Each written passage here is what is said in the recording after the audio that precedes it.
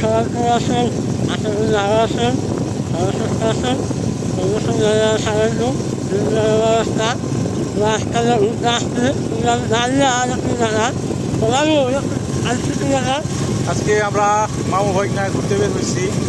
কোথায় যাচ্ছি, কেন যাচ্ছি কিছুই জানি না। বের হয়েছি, রাস্তা কিছুই চিনি না, রাস্তা না চিনা যাইতেছি, কোথায় যেয়ে উঠি।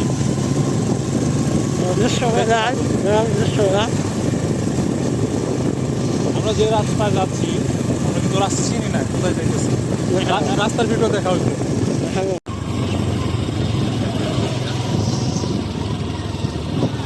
আঁকা বাঁকা রাস্তা, একটা পাহাড়ি রাস্তার মতো।